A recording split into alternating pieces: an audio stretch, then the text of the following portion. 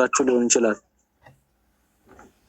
እግዚአብሔር ስለ ተስፋ ቃሉ የሚዘገይ አምላክ አይደለም። ቀጠሮውን አክብሮ ይመጣል። በህይወታችሁ እግዚአብሔር ለእናንተ ያዘጋጀው ነገር አለ። ገና ወደዚች ዓለም ከማውጣቱ በፊት አስቀድሞ ለኤርሚያስ እንደተናገረው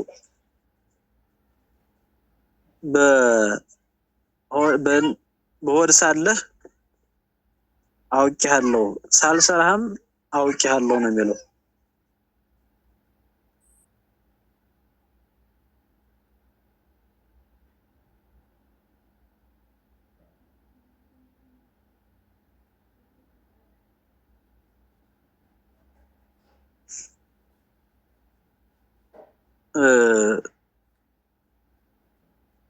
ብዙ ጊዜ ከእግዚአብሔር ጋር ቀጠሮ ተቀጣጥራችሁ ሊሆን ይችላል በህይወታችሁ። ወይም ደግሞ እግዚአብሔር ቢፈቅድ በዚህን ዓመት ይሄን አደርጋለሁ ብላችሁ አስባችሁ አቅዳችሁ ሊሆን ይችላል። ምናልባት ቀጠሮው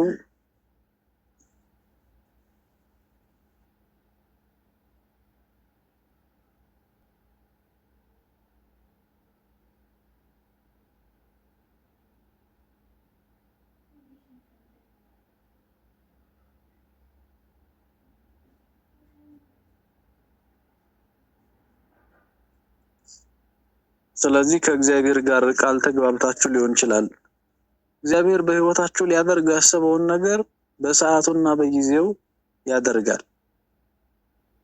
እግዚአብሔር በእናንተ ህይወት በእኛ ህይወት ውስጥ እንዲሆን የሚፈልገውን ነገር ሁሉ በሰዓቱ ያደርጋል። ከኛ የሚጠበቀው አይዘገይምና ይመጣል፣ ታግሶ መጠበቅ ብቻ ነው። ወገኖች እድሜ ሄድ አትበሉ። ሳራ በ90 ዓመቷ ልጅ ወልዳለች። አረጀው አበጀው አልቆልኛል መስራት አልችልም ጉልበቴ ደክሟል አትበሉ። የሶምሶንን ጉልበት ያጠነከረ እግዚአብሔር ይችላል። ወጣት ስለሆናችሁ ብዙ የምታመርቱ ወደ ሽምግልናም ጊዜ ስለደረሳችሁ ብዙ መስራት የማትችሉ አድርጋችሁ ራሳችሁን አታስቡ። እንደውም እግዚአብሔር በህይወታችሁ ታምር የሆነ ስራ እንዲሰራ በቅድስና መኖር ነው ከኛ የሚጠበቀው። የለኝም ብላችሁ አታልቅሱ። እግዚአብሔርን ከመያዝ የበለጠ እግዚአብሔርን ከማግኘት የበለጠ ሀብት ምን አለ? ከሰው በታች ብላችሁ አታስቡ። ከእናንተ በታች የሆኑ ብዙ ሰዎች አሉ። ዛሬ ላይ ስራ የለኝም ብላችሁ አታስቡ። ስራ ለመስራት አካላቸው የጎደለ አካል የሌላቸው ሰዎች አሉ። እግዚአብሔር ስራውን በእኛ ህይወት ሊሰራ ሲመጣ አንድ ቀን ይመጣል። የዘገየ መስሎን ተስፋ እንቁረጥ። ስለ ተስፋ ቃሉ እግዚአብሔር ምን አይልም፣ አይዘገይም፣ ይመጣል። ቢዘገይም እንኳ አይዋሽም እግዚአብሔርና ይመጣል። ታግሶ መጠበቅ ግን ከኛ ይጠበቃል ወገኖች።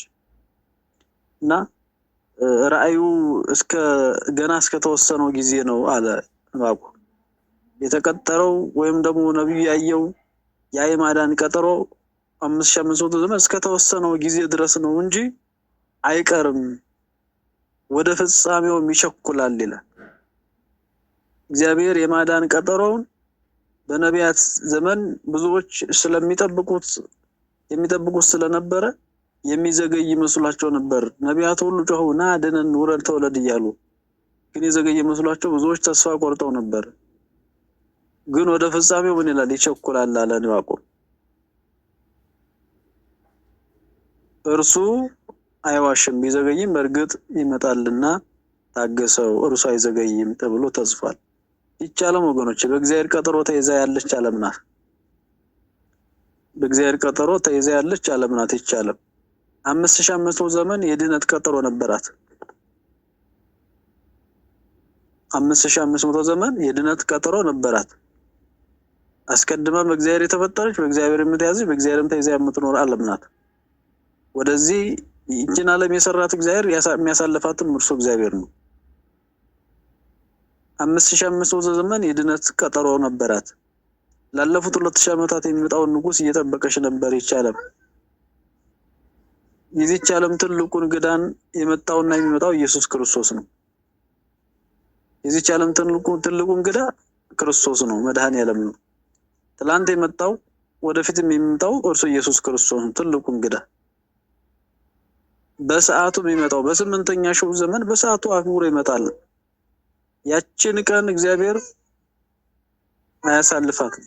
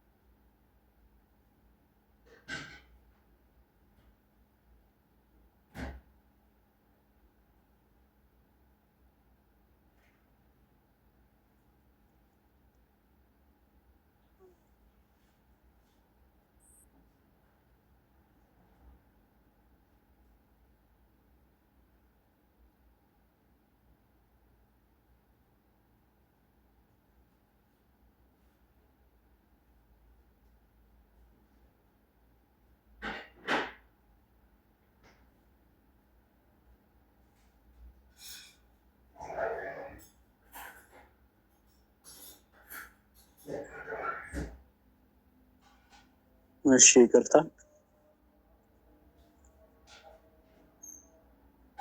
እግዚአብሔር ዓለምን ለማሳለፍ ቀጠሮ ይዟል፣ ይመጣል።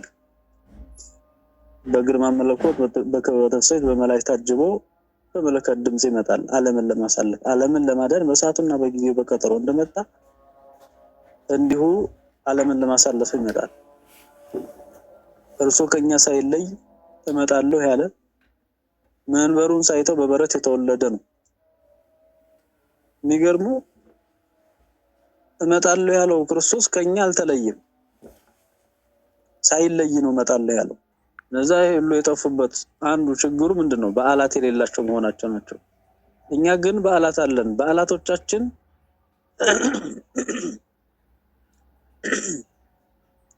የሰውን ልብ ለአምልኮተ እግዚአብሔር ትኩስ የሚያደርጉ የሚያነሳሱ ደግሞ እግዚአብሔርና ሰው የሚገናኙባቸው ስለሆኑ ነው። በዓላት እግዚአብሔርና ሰው የሚገናኙበት ትልቅ የቀጠሮ ቀናቶች ናቸው፣ የቀጠሮ ጊዜያቶች ናቸው። ለምሳሌ ቀጣይ ገና አለ አይደል? ለገና ብዙዎች ወደ ሀገር ለመግባት ቀጥረዋል። ብዙዎች ወደ ኢየሩሳሌም ሄዶ በዓሉን ለማክበር ጌታ የተወለደበትን ቤተልሔም ሄዶ ለማክበር ቀጠሮ ይዘዋል። ወደ ቅዱስ ላሊበላ ሄዶ ለማክበር ቀጠሮ ይዘዋል። ያችሁ እግዚአብሔርና ሰው የሚገናኙባቸው እንዲህ አይነት መንፈሳዊ በዓላት አሉ። ታዲያ በሰዓቱ በቀጠሮ መገኘት እንዴት ክብር መሰላችሁ! ደግሞም በዓላት የአንድ ሕዝብ የነጻነት ምልክት ናቸው። ተፈጥሮ እግዚአብሔር የሰጠውን ቀጠሮ ያከብራል። ተፈጥሮ በራሱ ቸር አይደለም፣ በራሱ ቸር አይደለም ተፈጥሮ። እግዚአብሔር የሰጠውን ቀጠሮ ያከብራል ተፈጥሮ። አንዳንድ ሰዎች የተፈጥሮ ችሮታ እያሉ ወይም ደግሞ የተፈጥሮ ችሮታ እያሉ ያወራሉ። በተፈጥሮ በኩል የቸርነት እጁን የሚገልጥ እግዚአብሔር ብቻ ነው። ተፈጥሮ ራሱን የሚመራ ሳይሆን ፈጥሮ የሚያስተዳድር አምላክ አለ። ይህ ሁሉ አስደናቂ ተፈጥሮ የታላቅ ፍንዳታ ውጤት አይደለም። ያስደናቂ ተፈጥሮ እግዚአብሔር የሚያስተዳድረው እግዚአብሔር የሚመራው ስለሆነ ነው። ታላቅ ፍንዳታ ይህን ውበት ከሰጠ ወገኖች ትንንሽ ፍንዳታ ያለባቸው የኢራቅና የጋዛ ከተሞች ውብ በሆኑ ነበር። ተፈጥሮ ለእግዚአብሔር ቀጠሮ የተገዛ ነው። ሰማይና ምድር የሚያልፉበት የመጡበት ጊዜ ነበር። በቀጠሮው ሰዓት ተፈጥረዋል። ሰማይና ምድር የሚያልፉበት ቀጠሮ አለ። ሌሊትና ቀን ክረምትና በጋው በሰዓቱ ይመጣል፣ በሰዓቱ ይሄዳል። የመስቀል ወፍ በሰዓቱ ትመጣለች፣ በሰዓቱ ትሄዳለች። አደይ አበባ በሰዓቱ ይመጣል፣ በሰዓቱ ይሄዳል። እነዚህ ሁሉ በሰዓቱ ይመጣሉ። ታዲያ ሰው እንዴት ቀጠሮ የሚስት ይሆናል? ብዙዎቻችን ቀጠሮቻችን ሰርዘናል። ብዙዎቻችን ቀጠሮ ስተናል። ተፈጥሮ እንኳን ከተፈጥሮ መማር ይቻላል እኮ ስለ ቀጠሮ ማክበር። ብዙ ጊዜ የምንለው አባባል አለ፣ የሀበሻ ቀጠሮ እንላለን። አይከበርም ለማለት ነው። ቀጠሮ ታላቅ ነገር ነው። ቀጠሮ ማክበር ያስፈልጋል። ለምሳሌ አንድ ትልቅ ባለስልጣን በዚህ ቀን ና ቶሎ ቢሮ እጠብቃለሁ ብሎ ቢቀጥር በዛ ሰዓት ቢቀር ያ ሰው የተቀጠረ ሰው አይከብድም? ከባድ። ሁለተኛ ሲዶ እንዴት ማናገር ይችላል? ብዙዎቻችን ቀጠሮ አክባሪዎች አይደለም። ለቀጠሮ ግድ የለሾች ነው። ከርሞን ጊዜ ያገናኘን ብለን ዘምረን ከርሞ ማንገናኝ በቀጠሮ ማንገናኝ ብዙዎች አለ። ለቀጠሮ ክብር የለን። እግዚአብሔር ይህን ዓለም በቀጠሮ ነው የፈጠረው። ይህን ዓለም በቀጠሮ ያሳልፈዋል። ቀጠሮ ጊዜው ሲደርስ፣ ቀጠሮ በጣም ወሳኝ ነገር ነው። ቀጠሮን እናክብር ወገኖች። ይበልጥ ደግሞ ለአምልኮተ እግዚአብሔር ወደ ቤተ ክርስቲያን የምንሄድበት ወደ ቤተ እግዚአብሔር የምንገባበትን ቀጠሮ እናክብር። የቅዳሴውን ሰዓት እናክብር። የኪዳኑን ሰዓት እናክብር። የማህሌቱን ሰዓት እናክብር። በሰዓቱ ከች እንበል፣ በሰዓቱ እንገኝ። ይሄ ለእግዚአብሔር ያለን ክብር መግለጫ ነው። እግዚአብሔርን ማክበራችን ታላቅ መገለጫ ነው። ምን ነው ከአምልኮተ እግዚአብሔር ውጪ ወደ ቤተክርስቲያን ይኬዳል ወይ? አዎ፣ እግዚአብሔርን ለማምለክ ከምንሄደው ውጪ ለሌላ ሰው ይሄዳል ለቤተክርስቲያን? አዎ ይሄዳል። ሰው ጓደኛ ለማግኘት የወደዳትን ልጅ የወደደችው ልጅ ሰላም ማደሩን ሰላም ማዋሏን ለማረጋገጥ ይሄዳሉ። ግን ወደ ቤተ እግዚአብሔር የምንሄደው እግዚአብሔር ለማግኘት ነው፣ ከእግዚአብሔር ጋር ለመገናኘት ነው። ወደ ቤተ እግዚአብሔር የተረበሸ ማንነት ለማሳረፍ ብቻ አይደለም፣ ለረብሻ የሚመጡ አሉ። ለፖለቲካ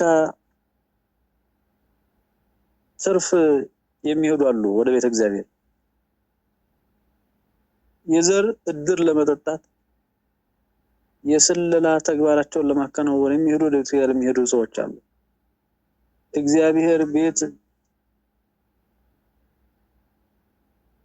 እግዚአብሔር ቤት በመሄድ የምናረፍደው የሚመለከተንና የማይመለከተን አምልኮ ያለ ስለሚመስለን ነው። ወደ እግዚአብሔር ለመሄድ የምናረፍደው የምንዘገየው የሚመለከተንና የማይመለከተን አገልግሎት አለ ብለን ስለምናምን። ግን ቤተክርስቲያን ላይ የማይመለከተን አገልግሎት የለም። ማህሌቱ ብትሉ ይመለከተናል፣ ማዳመጠኛ ፈንታ ነው። በጫላ ብረን ማለተኛ ፈንታ ነው። ቅዳሴው የካህናቱ የራሱ ድርሻ አለ፣ የምዕመናኑ የራሱ ድርሻ አለ። ምዕመናንንና ምዕመናትን አገልጋዩና ተገልጋዩን ያላካተተ ምንም አይነት አገልግሎት እንትን የለም። ስለዚህ የሚመለከተንና የማይመለከተን አለን ብለን ወደ ኋላ አንቀር። ሁሉም የሚመለከተ ነው። ስጋውና ደሙ የሚሰዋው ለኛ ጥቅም ነው። ይመለከተናል፣ ለድህነት ነው።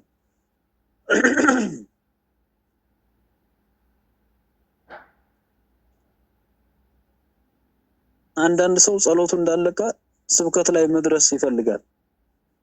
ጸሎቱን እንደጨረሰ ስብከት ላይ መድረስ ይፈልጋል፣ ዝማሬ ላይ መድረስ ይፈልጋል። ግን በቀጠሮ ነው፣ ሁሉም በሰዓቱ ይሆናል። ሁሉም ግን ለእግዚአብሔር ክብር ለሰው ጥቅም የሚደረግ አገልግሎት ነው። አንዳንድ ሰው ቶሎ ቅዳሴ ገብተው ቶሎ እንዲወጡ የሚፈልግ ሰው አለ ወደ ስራ ቶሎ ለመግባት ስለሚፈልግ። ሁሉም ግን የራሱ ጊዜና ሰዓት አለው። ቀጠሮን በሚመለከት ራሳችንን የረገምን ህዝቦች ነን ወገኖች። የሀበሻ ቀጠሮ እንላለን። የሚገርመው ያረፈደው ሰውዬ ሳይቀር ያው የሀበሻ ቀጠሮ አይደል ይላል። ቀጠሮ የሰውነት እንጂ የሀበሻና የፈረንጅ መለኪያ አይደለም ወገኖች። የሰውነት ወይም ደግሞ የአክባሪነት ለጉዳዩ ትኩረት የመስጠት የሰውነት መለኪያ እንጂ ፈረንጅ ወይም የሀበሻ ብለን ምንለካው ጉዳይ አይደለም። ወላጆቻችን ቀጠሮ በጣም ያከብሩ ነበር። ቀጠሮ በጣም ይወዱ ነበር። ጠዋት ቀጠሮ ካላቸው እንቅልፍ አይተኙ ነበር። ሌሊት እንቅልፍ አይወስዳቸውም። ለምን? ለቀጠሮ ክብር አላቸው። ባለፈው ዘመን ከሰዓቱ በፊት የሚደርስ ትውልድ ነበር። በመካከሉ አርፍዶ የሚደርስ ትውልድ ተፈጠረ። አሁን ደግሞ አርፍዶ የሚቀር ትውልድ እየመጣ ነው። አርፍዶ አስጠብቆ የሚቀር ትውልድ እየመጣ ነው። አርፍዶ የሚደርስ ነበር፣ አሁን አርፍዶ የሚቀር አለ። መጣው እያለ የሚሸውር ማለት ነው። የሚገርመው የቀጠርነው ሰው ሲቀር እንደ መገላገል እየቆጠረን መምጣታችን በጣም አሳዛኝ ነው። የቀጠርነው ሰው ሲቀር ተገላገልኩ የሚሉ ማለት ነው። እፎይ የሚሉ። በአሁኑ ዘመን ቅሬታም እያለቀ ነው ወገኖች። እንዲህ ቀጥሮኝ እንዲቀጥሬው ቀረ ብለን ራሱ የምናወራው ያለቀብን ነው። ቅሬታም ራሱ ያለቀ ነው። ቀጠሮ ለራስና ለሰው ያለን ክብር መግለጫ ነው። ለሰው እና ለራሳችን ያለን ክብር የምንገልጥበት ነው። ቀጠሮን ለማክበር መርሳትንም ለማሸነፍ የሚረዱ ነገሮች ቀጠሮን ለማክበር መርሳትንም ለማሸነፍ የሚረዱ ነገሮች አሉ። የማንችል ከሆነ ቀጠሮ መያዝ አይገባንም። እንደማንገኝ ካወቅን ቀጠሮ መያዝም አይገባንም። ቀጠሮ ከተሰረዘም ቀደም ብለን ማሳወቅ ይገባናል። ሰውን ቀጠሮ ስልክ ማጥፋት ነውር ነው ወገኖች። ነፃ ፍጡር ነንና መገኘት ካልፈለግን ቀድመን ማሳወቅ ይገባናል እንጂ ሰውን ቀጥረን ስልክ ማጥፋት ተገቢ አይደለም። በማስታወሻችን ላይ ቀጠሯችንን ማስፈር ተገቢ ነው። ማስታወሻውን በሚታይ ቦታ ላይ ማስቀመጥ መልካም ነው። የመንገዱን ሁኔታ ታሳቢ አድርገን ቀድመን መውጣት አስፈላጊ ነው። የማይካስ የሰውን ጊዜ እንዳንበላ መጠንቀቅ ያስፈልገናል። የሰውን ጊዜ መብላት በጣም ከባድ ነው። ከቤተሰብ ጋር ከሆነ ወደ ቀጠሮ ቦታችን የምንሄደው ህፃናት ሊያስረፍዱ ይችላሉና ቀድመን መዘጋጀት አለብን። ልጆች ካሉ ሴቶች ጫና ስለሚበዛባቸው ቶሎ በል ብሎ ከመናገር ማገዝ የተሻለ ነው። የሚገርሙ ሙሽራ ማርፈድን እንደ ክብር የሚቆጥርበት ሀገር ላይ ነው እኛ ያለነው። ሙሽራው ራሱ ማርፈዱን እንደ ክብር የሚቆጥርበት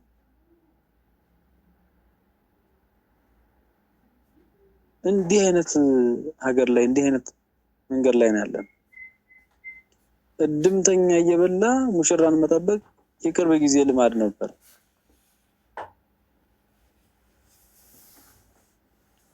አሁን ግን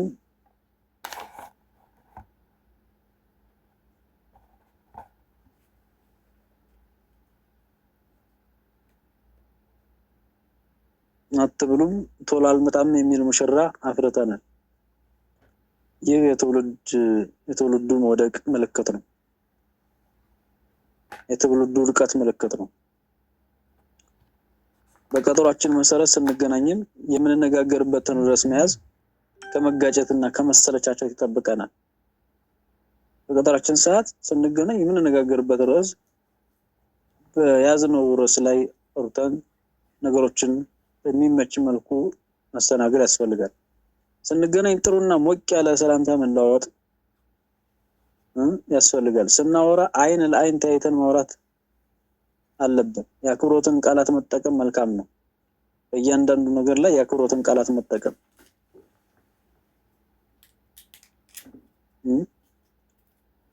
ሴቷን አንተ እያለን ወንዱን ደግሞ አንቺ እያለን በጣም ተናንቀን ያለን ወይም ደግሞ ስልጣኔ እርገት መስሎን ወርቀን ውርቀት ላይ ነው። ውርቀታችን ምልክት ነው። ወርቀን ያለን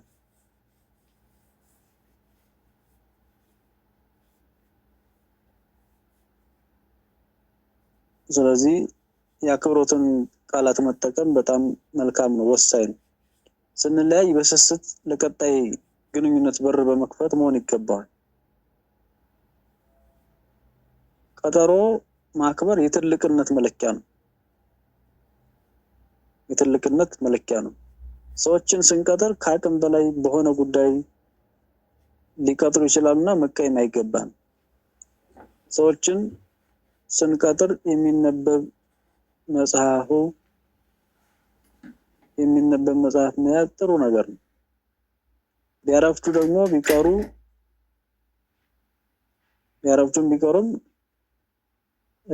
ጊዜውን መጠቀም እንችላለን። ጊዜ ክቡር ነውና ቀጠሮን አክብሩ። ጊዜ ህይወት ነውና ቀጠሮን አክብሩ። በጊዜያችን ላይ እየቀለድን ያለነው ከላይ እስከታች ያለነው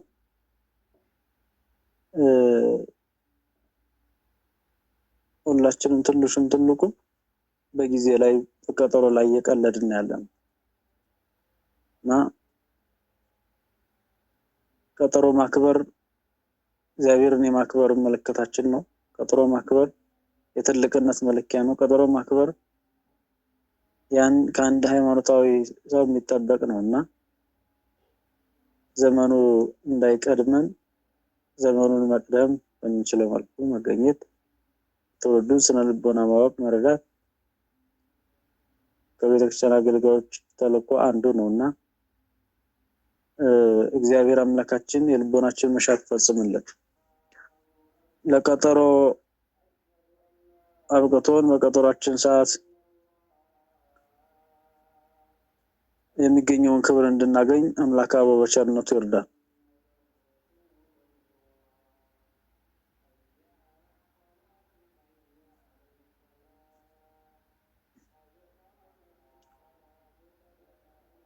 ሌላው ርዕሰ ጉዳይ የመጣንበትን ስላለመርሳት እንነጋገራለን። የመጣበትን አትርሳ። ህይወት መንገድ ነው። መንገድ የመጣንበት ደግሞም የምንሄድበት ነው። ህይወት መንገድ ናት። ህይወት የመጣንባት ደግሞም የምንሄድባት ናት። ሀብት ቢነጥፍ ጉልበት ቢከዳ ወዳጅ ጠላት ቢሆን ህይወት ይቀጥላል ወገኖች። ሁሉም ሰው የራሱ የሆነ ህይወት አለው። ሁሉም ሰው የራሱ የሆነ ነባራዊ ሁኔታ ነባራዊ ገጽታ አለው። በእግዚአብሔር ፈቃድ የጀመረች ህይወቱ በእርሱ ፈቃድ ትቆማለች። ከበሽታ የተነሳ የሰው ቢመረር፣ ከማጣት የተነሳ ቢያለቅስ፣ ከወዳጅ ሞት የተነሳ ቢከፋው ህይወት ትቀጥላለች ወገኖች።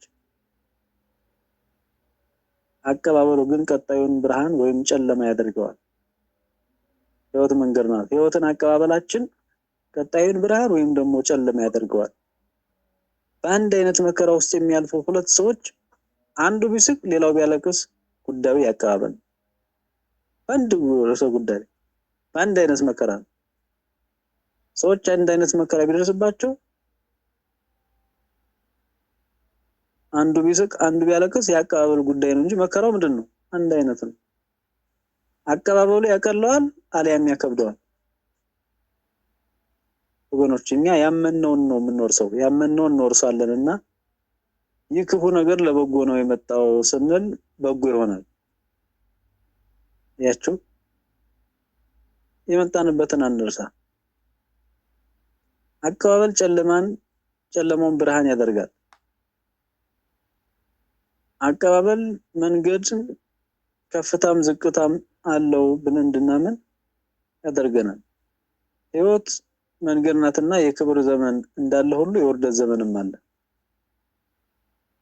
አልጫ አልጫ የሚል ቃል ተናግረን እንደ ጥቅስ የሚነገርበት ዘመን አለ ወገኖች። እንደ ጥሩ ህይወት ቃል የሚነገርበት ቃል አለ ዘመን ላይ ነው ያለነው። የጥበብ ቃል ተናግረን ምን ነው ሞቶ ባረፈው የምንባልበት ዘመን አለ። የመዳን ቃል ተናግረን ምን ነው ሞቶ ባረፈው የምንባልበት ዘመን አለ። እንደው ስንሰማው ለጆሮ ስቅጥጥ የሚያደርግ ቃል እየሰማን ግን እንዲህ አይነቱ ነገር ደግሞ የሚገርም ጥቅስ ብሎ የሚነገርበት ዘመን ላይ ነው ያለን። አንዳንድ ሁኔታዎች መታገል ሳይሆን መታደል የሚያመጣቸው ሊሆኑ ይችላሉ። ተራራ የወጣው ወንጀለኛ ቁልቁለት እንደሚወርድ እርግጠኛ ነው። ከተራራ ቀጥሎ ተራራ አይመጣምና የከበረም መዋረዱ አይቀርም ወገኖች።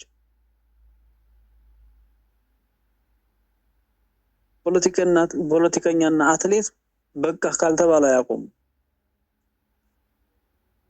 አያቆሙም ይባላል። በቃ ካልተባለ እንደከበሩ ዞር ማለት ትልቅ ጥበብ ነው። እንደተከበሩ ዞር ማለት ትልቅ ጥበብ ነው። ከሐር መነሳነስ ወደ ጭቃ ጅራፍ ሳይለወጥ ዞር ማለት አዋቂነት ነው። ይልቁንም በሀገራችን ወረት በዙፋን ተቀምጦ እየገዛን ይመስላል። ወረት በሀገራችን በዙፋን ተቀምጦ እየገዛን የሚመስልበት ዘመን ላይ ነው ያለን። የመጣንበትን አንርሳ። አንቱ ያልነውን ሰውዬ አንተ ለማለት እንቸኩላለን። የመጣንበትን አንርሳ። መንገድ ተመዝማዛ ነው። ህይወት ተመዝማዛ ናት።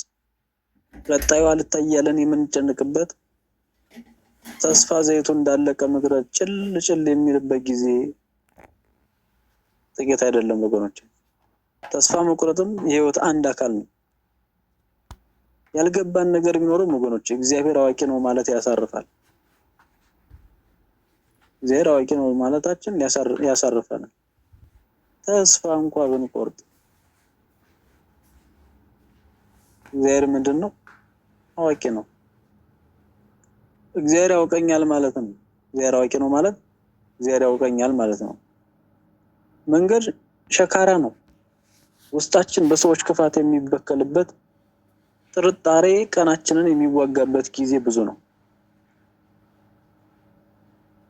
ሰዎችን ይቅር ለማለት ከራሳችን ጋር ግብ ውስጥ የምንገባበት ቂመኝነትን ዳግም ላለመጎዳት የሚጋርድ ጋሻ አድርገን የምንመለከትበት ጊዜ አያሌ ነው። በጣም ብዙ ነው። ተበድዬስ ይቅር አልልም እያለን እንዘፍናለን። ይቅር የምንለውማ ስንበደል ነው። ፍቅር የመበደል አጥር ሲሻገር እውነተኛ ይሆናል።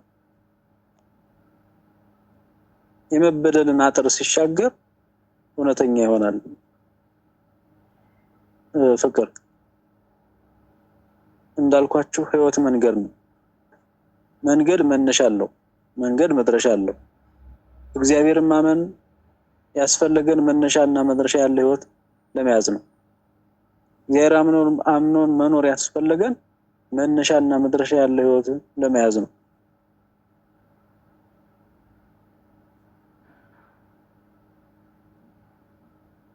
እግዚአብሔርን ካላመንን ህይወታችን መነሻና መድረሻ የሌላት መሃል ባህር ላይ ያለ መቅዘፊያ የተለቀቀች ጀልባ ትሆናለች ህይወታችን። የመጣንበት የምንሄድበትን ይወስነዋል። የመጣንበትን በትክክል ማሰብ ከቻለን ምስጋና በአፋችን ይሞላል። ሰው መበደል እንጸየፋለን የመጣንበትን ካወቅን። ሌሎችን ለመርዳት እንነሳሳለን የመጣንበትን ካወቅን። መካሪ ሆነን አዲስ ትውልድ እናበረታታለን የመጣንበትን ካወቅን።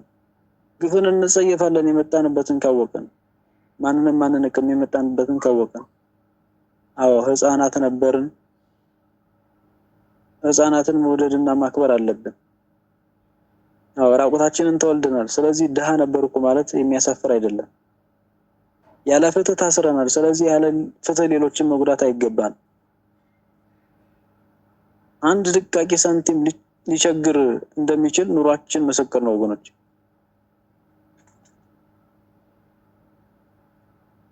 የመጣንበትን ብናስብ እጆቻችን ለመርዳት ይዘረጉ ነበር። የመጣንበትን ብናስብ ያለፈው ዘመናችንን አስበን ለሰው መልካም ለመሆን እንነሳሳ ነበር። የመጣንበትን አንርሳው ወገኖች። የመጣነው ካፈር ነው።